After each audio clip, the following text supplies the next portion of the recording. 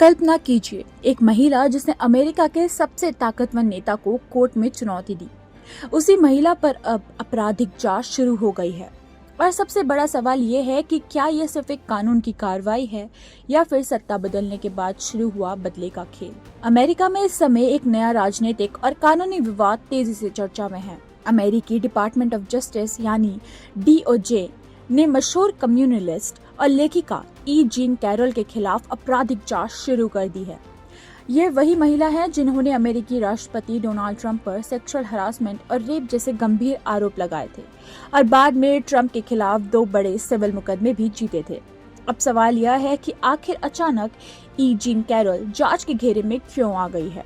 दरअसल 82 साल की जीन कैरोल पर आरोप है कि उन्होंने 2022 में ट्रंप के खिलाफ चल रहे अपने सिविल मुकदमे के दौरान अदालत को झूठी जानकारी दी थी।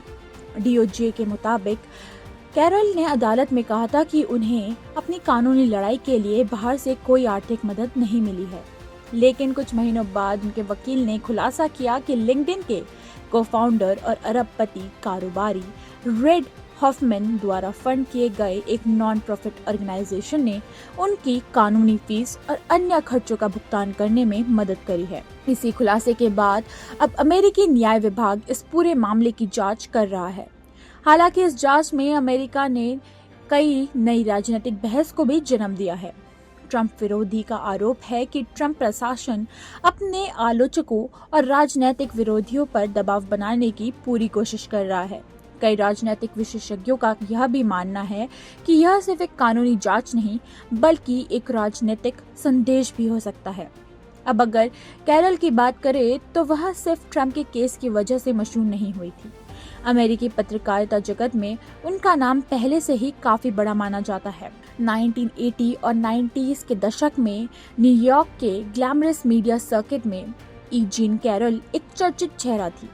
उनकी निजी जिंदगी भी काफी सुर्खियों में रही है। उनकी शादी मशहूर on air personality John Johnson से हुई थी, हालांकि बाद में दोनों का तलाक हो गया। ट्रंप के खिलाफ उनका सबसे बड़ा आरोप 1996 की एक कथित घटना से जुड़ा है।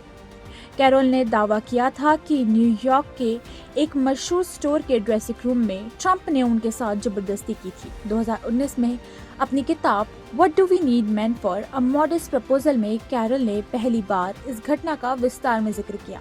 उन्होंने बताया कि ट्रंप ने पहली बार उनसे बातचीत करी, फिर अचानक ड्रेसिंग रूम के अंदर उन्हें दीवार से धक्का देकर जबरदस्ती करी।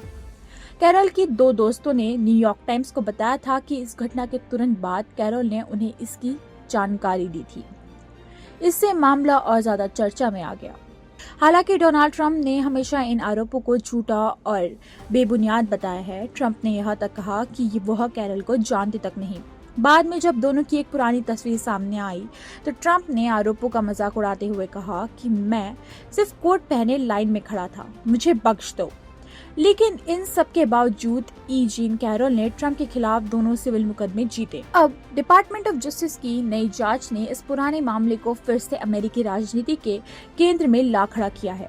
कुछ लोगों ने इसे सामान्य कानूनी प्रक्रिया बता रहे हैं, तो वहीं आलोचक इसे रिवेंज पॉलिटिक्स यानी बदले की राजनीति का हिस्सा मान रहे हैं।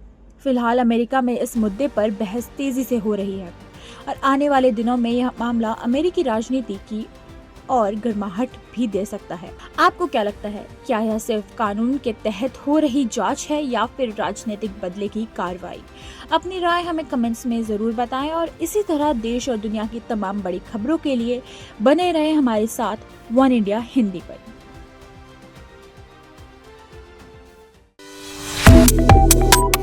Subscribe to One India and never miss an update. Download the One India app now.